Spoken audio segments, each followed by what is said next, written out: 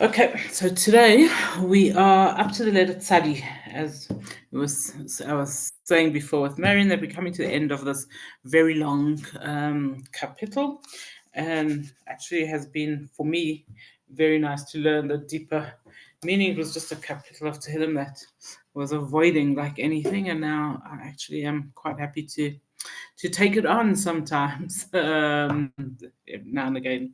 So, what is Sadi talking about? And I think just firstly to point out that most times when children learn the Aleph Bays or adults, they say Tzadik. Its real name is Tzadi, but it is referred to in some places as Tzadik. And this is especially because even when we call it Tzadi, what its meaning, its understanding of it, is that it represents righteousness, a tzaddik. And we'll see that quite a bit in these few psukim that David HaMelech chose to speak about with the letter tzadi as the first letter.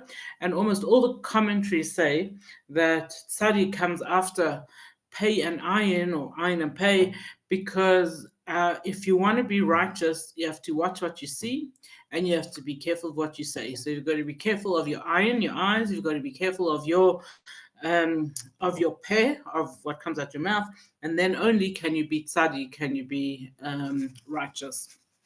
So let's see what the psukim that David HaMelech chose. Begins, the first pasuk is Tzadik Ato Hashem. Hashem, you are a tzaddik. V'yashar mishpatecha. And your rules, your commandments are straight, your judgments. So the Alshich has a lot of difficulty with David HaMelech saying to Hashem, Tzaddik Ato Hashem, you righteous, you're a tzaddik, Hashem. It's like duh. Okay, you of course Hashem is a tzaddik. So sometimes when you want to compliment someone, you say, "Wow, you're such a tzaddik." Right? When my Michali was little, I used to call him my tzaddikal, and my mother-in-law didn't like it at all. She said, "No, we don't call children tzaddik. He's got to work at becoming tzaddik." So Baruch Hashem, he's worked at it, and now we can call him tzaddik. But what is this concept of David HaMelech saying to Hashem, tzaddik ata, you are Hashem, and what does he mean? And the Alshich says that this is the greatest question. David HaMelech is addressing the question that we all ask at some time, that we all feel often. And if any of you ever want to get a crowd at a public speaking arrangement and say that you're going to tackle the subject, why is it that we see good people suffering and we see bad people prospering? That's the eternal question that we are forever asking. And here David HaMelech is tackling that with one sentence. Tzadik ata Hashem, Hashem, you are righteous, and v'yashar mishpatecha, and all your laws and all your judgments and everything you do is yashar. It's straight. And that is, says the Alshich, even when I don't understand it, and even when I don't like it, I accept it. I know that is how it is. You, Hashem, know what you are doing. And immediately the commentaries bring examples of things that we really just can't understand, and seeing the depth. And the most often quoted one is the story of Yosef and his brothers. I learn it with grade 11 every year, and I struggle with it probably more than them. What does it mean? Yosef gets sold by his brothers. I always ask the girls, so have any of you ever wanted to sell your sibling? There's sometimes they have, like there's girls who wanted to sell a sibling. Have any of you ever thought to do that? Okay, to try kill your sibling and then just decide, I won't kill him, I'll sell him. And we don't understand what happened. These great tzaddikim, the brothers of Yosef, decided first try to kill him. Then they decided no, they won't kill him. They'll just sell him. The whole story is so big. How do we wrap our heads around it? And the commentaries, again, particularly the Alshich says, it's not something for us to understand. Hashem needed or wanted Yosef in Egypt to prepare the land for when Yaakov would come with his family. And so he had to get there. And this was the way Hashem executed it. We can't understand how they could do it. They did it because they had to. That's what they needed to do. And the famous marshal of Dubna Magid that you've probably come across many times is of a person walking into an operating theater, and he thinks that he's coming to a madhouse. Right? There's people standing there with masks on their faces and sharp instruments, and there's some person lying on a table, and he seems to be unconscious, hopefully, and these people all standing around him are slicing him up and doing all terrible things, and the person starts screaming, "Leave him! Like, don't touch him!" And obviously, the other people around say, "No, the doctors know what they're doing. They're helping. They're helping the person. He needs to be cut open. He needs to be fixed." And this is us and our understanding of Hashem's ways. We don't have any understanding. We don't understand that Hashem planned for Yosef to be there, to make the place ready for Yaakov and his family to come down to. We don't understand why doctors have to cut open someone. This is Hashem's world. Tzadik ata Hashem. You are righteous. V'yashar mishpatecha, and that which you do, even when I don't understand it, even when I don't like it. This yashrus, there is straightness in it. The Medrash Tehilim says the same thing slightly differently, but the Medrash Tehilim says, what David HaMelech is saying over here, Tzadik Ata v'Yashar Mishpatecha, what do the two things have to do with each other? And the Medrash Tehilim says that we all have basic belief in Hashem, hopefully. That's why you're here at a shir. And some of us have more belief, some of us have less, but there's sometimes that we struggle with some of the things that Hashem tells us to do. So you don't have to raise your hands and say that's me, but we all have something that we say, like, I like connecting with Hashem. I'm so grateful that I'm Jewish, etc. But that one mitzvah, I don't understand it. I don't like it. I don't do that, right? So we all have difficulties with, well, I shouldn't say all, but generally we all have a mitzvah here or there which we just don't understand or we don't like. We don't see the sense in it. And David HaMelech says, no, person has to know. Tzadik ata Hashem, Hashem, you are perfect. And what does that mean? V'yashar mishpatecha, that every single one of your mitzvahs is correct, straight, perfect, makes sense, even if I don't understand it, or even if I don't really like it. In the words of the Medrash Tehilim, kol echad mimishpatecha, every single one of your laws, Yashar is perfect. A commentary called the Tehilas Hashem comments also about this pasuk and says, what David HaMelech is saying over here, Tzadik ata Hashem, you are tzedek, you have kindness, you have righteousness, v'yashar mishpatecha, and your judgments are straight. And he explains, he says that a king of flesh and blood, when he makes judgment, and he's a good king and he's making fair judgment, he can't really take the person and their personality and kindness into account. He has to do what he has to do. This person stole, he has to pay back. This person did that, this is the punishment for it. That's Yashar Mishpatecha. His rules are straightforward.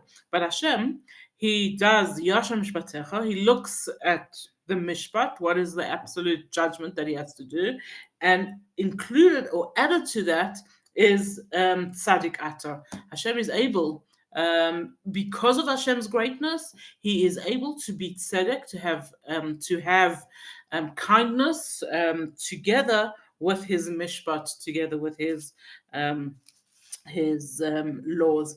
And in the words of the Tehilas Hashem, he says, when Hashem judges, he looks for ways to exonerate us, to say, you're not really nearly as bad as it appears. Pasuk of Lamed Ches, Tzivisi tzedek elusecha, the laws that you have commanded us are righteous, ve'emunah ma'od, and we should keep them with great faith, with lots of emunah.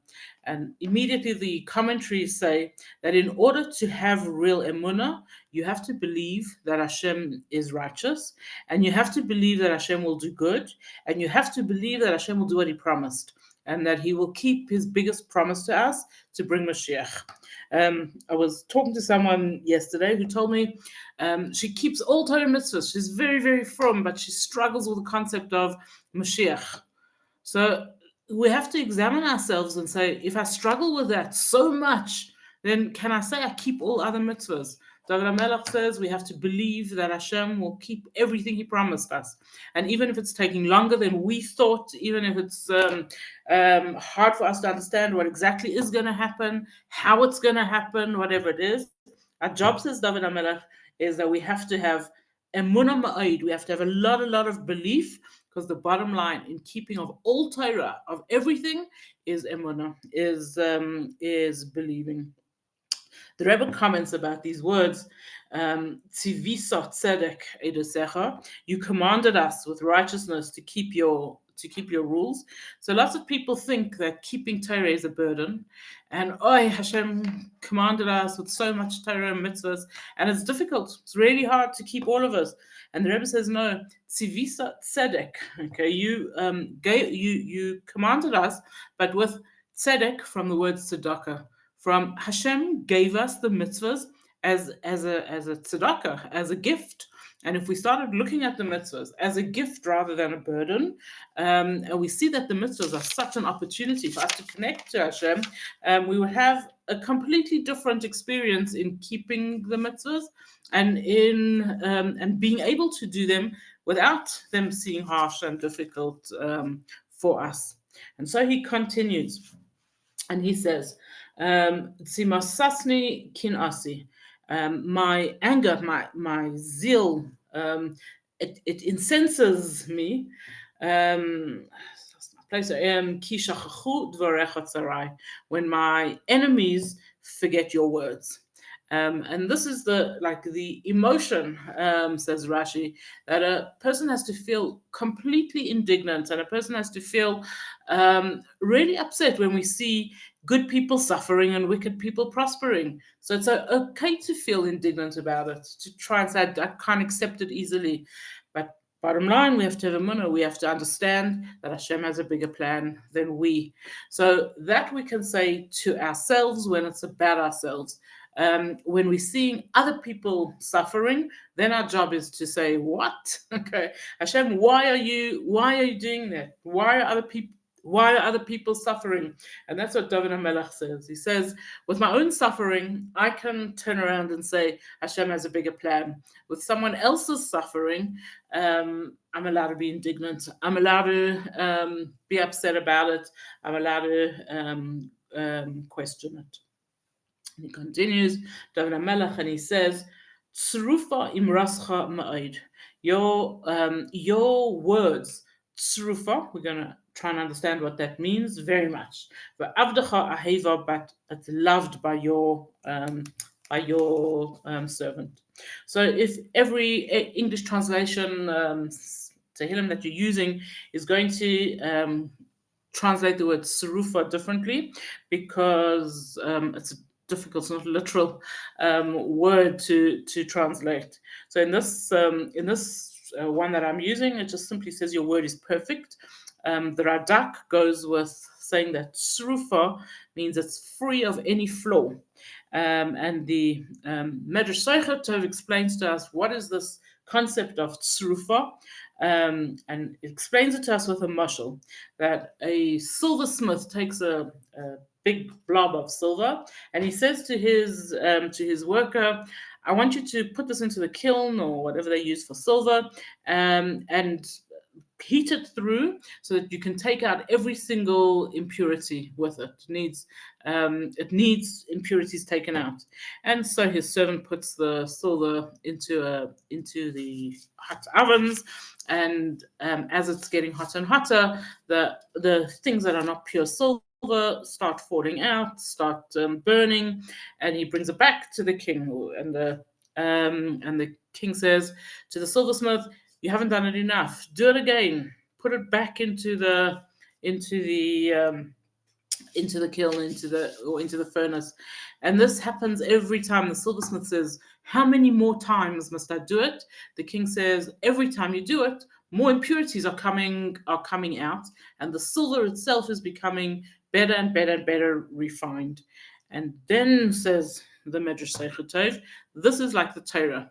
That the Torah, Hashem gave it to us, so to speak, and refined it over and over again 49 times until Hashem was satisfied that the Torah is tzrufa. It is free of any flaws. It's perfect. It's pure.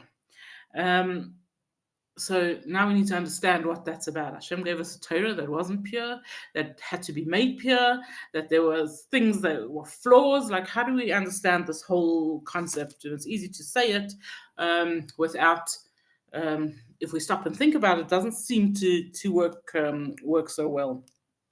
And so the various commentaries, the Sifri, most is where I got most of this from, says that the Torah was very pure, but this is the same idea we should have in our head as when we take good food to eat it. So you take something which you know is very healthy, and you take it to eat it. Put it in your mouth, and you take this amazing, beautiful vegetable, let's say, something whole, that's healthy, and the first thing you do is you break it. Okay, you chew it. What? Okay, if it's so good and beautiful, why are we chewing it? Why are we cutting it up into little pieces? And then, make it even worse, our saliva starts attacking that food. Okay, and it starts immediately in our mouths. It starts rotting the food, getting it ready to go through our digestive system. And as it goes into our digestive system, this healthy apple or this healthy broccoli is now being attacked by our saliva, attacked by our teeth, going into our digestive system and getting attacked by all other kinds of body fluids. And then some of it is going towards parts of it going towards our lungs, some parts are going towards our blood. So we're all busy distributing around the body, and the majority of it is going to go into our gut and come out again. That was something good, right? That we put into our mouths, and yet it had to be refined and refined and refined until it gave us what we need. The only time that we didn't have to have a whole digestive system working was the man. The man was given to us pure. In the desert, there was no refining needed. We ate it. It's one of the things that the Jews were so uptight about, the fact that while they were in the desert eating man, they never ever had to go to the toilet because there was no expelling of stuff that wasn't perfect for them. So says Rashi that this is what srufa is refining. Even something that's good can be refined over and over and over again. The Sifri takes this one step further. The Sifri says, what is srufa? And he translates it as srufa means a spiced wine. And then he explains that a spiced wine is made up of wine, honey, and pepper. And people enjoy it, and different people enjoy it in different ways, right? So some people love the taste of the wine. They just want a little bit of honey and a little bit of pepper added to it. Other people like it to be more spicy. They want more pepper added. And other people like it to be more sweet, and they want more honey added to it. And then the Sifri says, what's so interesting about this drink that we're talking about is that each of its components, the right amount is perfect, and the wrong amount spoils it completely.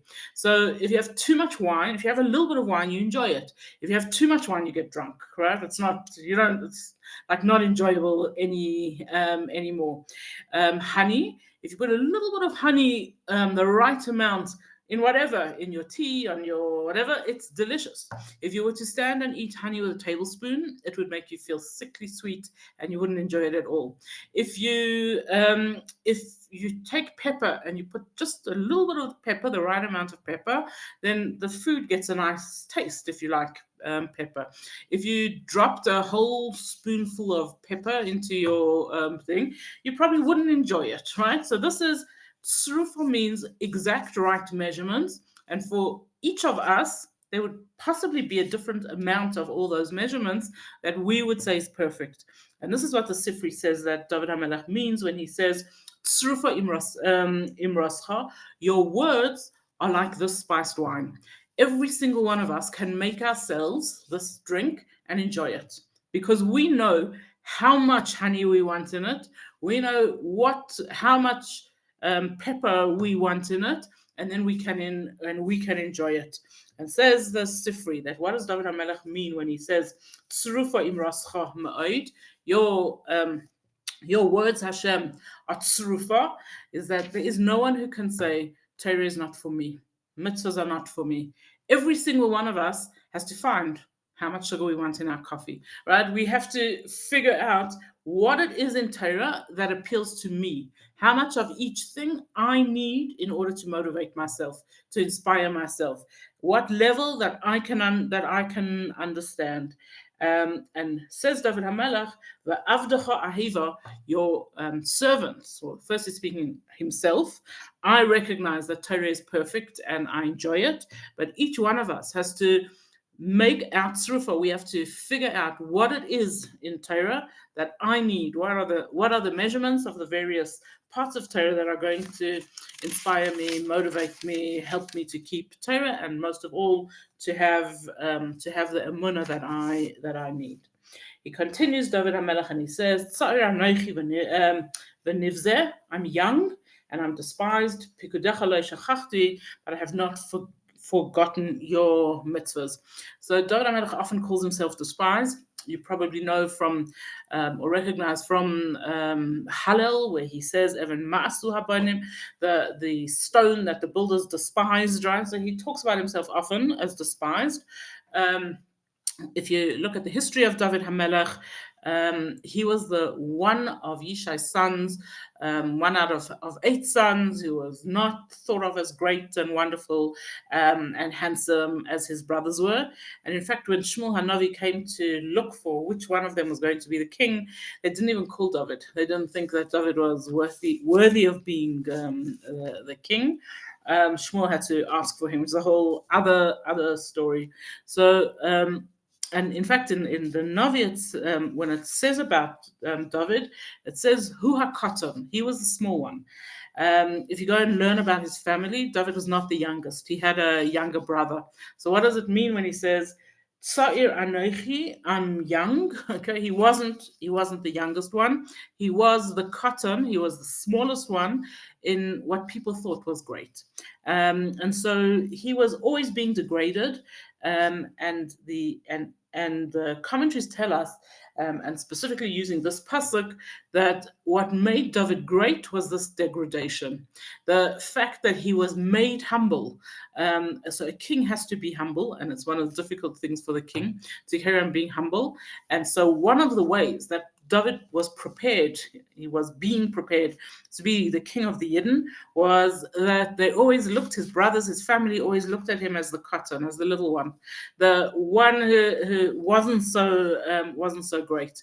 And what does he say? He says, Tzair Anochi, I was that one who wasn't seen as great. V'nivzeh, I was even despised. But I never forgot this because that's what prepared me for being king. A little bit deeper on this concept of Pikudecha lo shachachti, he never forgot to study Torah, because one of the things that happens to someone who becomes king, gets a big promotion of any kind, is that do you now still have time for studying Torah, for being involved in all those kind of things? David HaMelech says, no matter what, I remembered that I was young and I was despised, and still I became king, and I haven't forgotten the Torah which made me into this person. The various commentaries explain that despite all the suffering that David HaMelech had, and often when people suffer, they haven't got the headspace, the time for Torah and mitzvahs. He says, even when I was despised, even when I was suffering, I didn't forget Torah and mitzvahs. And bigger than that, says the commentaries, that one of the things that I understood David HaMelech is saying is that I could learn from anybody. Sa'ir anochi v'nivzeh. I was small enough to learn from all the people around me. V'nivzeh, and even when I was despised, I kept on learning from everyone. And a final way of understanding these words, Sa'ir anochi v'nivzeh. When it came to me, to myself, I always made myself small. Even when I was king of Israel, I always considered myself small. I remained humble. But when it comes to you, Hashem, Pikudecha, you and your Torah mitzvahs, I didn't see that as small. I saw that as big and important. The Chida comments that when great people become arrogant, they start forgetting things. And he brings quite a few examples. I'm not going to go into them now.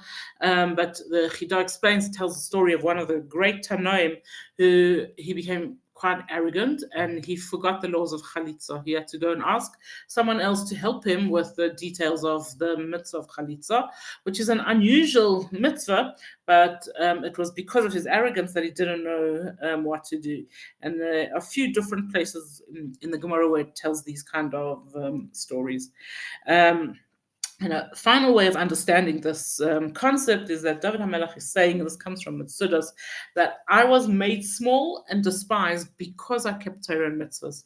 And the Mitzudas says this carries on happening forever, still till today, that people look down on us because we keep Torah and mitzvahs. And he says, no matter what, I never got fazed by it, and I was never influenced by it. Even though I was made small and I was despised because of my mitzvahs, I never forgot, I never stopped keeping them. There's an interesting thing which we could expand on hugely, is that David HaMelech is pointing out for us here that there's two midas, there's two traits that we need to learn from this.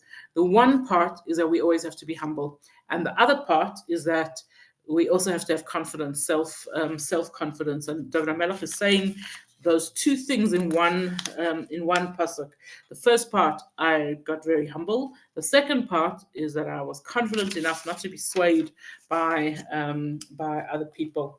And then David HaMelech continues and he says, your righteousness is righteous forever, and your teachings are true.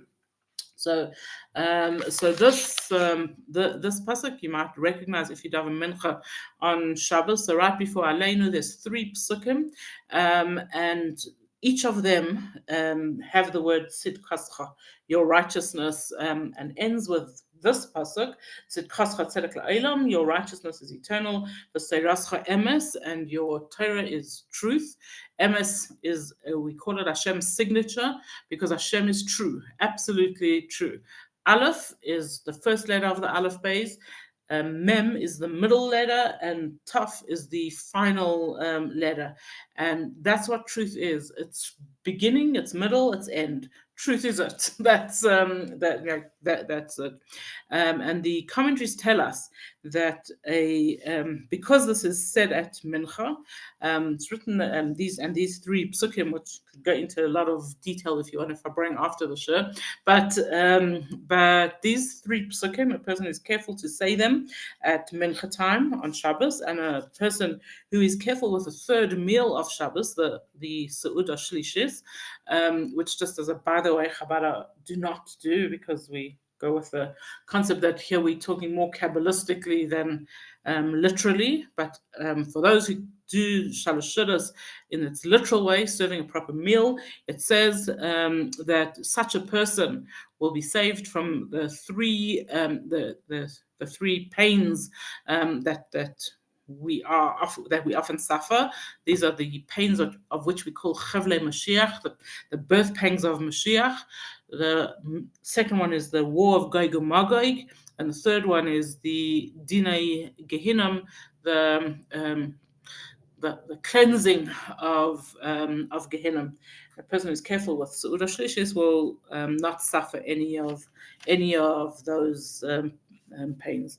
For people who go with the Chassidish approach that we don't actually eat but doing, then you should be learning Torah at the time of Shalosh Seudos, and you'll have the same benefits. So, Tzidkascha tzedek la'olam, your kindness, Hashem, is that you give tzedek, you give kindness forever, and the Medrash Tehilim says this is talking specifically to David HaMelech, or about David HaMelech, that he says, what is Hashem's kindness to David HaMelech? That he has a promise from Hashem that the descendants, the kings, will always come from his tribe, even when they didn't deserve it. So there were some pretty wicked guys who came from David, sorry, and still continue to be kings, even if, in our opinion, they didn't really deserve it. But this was Hashem's kindness to David, that he promised him la'olam, that forever the king would come from the tribe of David. Another little point on this is that a person always has to have this feeling that everything he has is tzidkascha. It's because of Hashem's kindness. It's tzedakah. What happens is that we often, like as we grow in worldly things, we start thinking like we were quite clever. I was a clever businessman. That's why I have so much money. I was careful with all my vitamins. That's why I'm so healthy. Everything that we have, everything that we do, we start taking credit for it. And David HaMelech says that you have to know, tzidkascha tzedek la'olam, everything that we have is tzidkascha. It's because of Hashem's kindness. It's a gift. It's a tzedakah that comes from Hashem. And so David HaMelech is saying, the Seirascha emes, your Torah is emes. I believe absolutely and completely that everything I have, everything of who I am, I have, it comes from Hashem.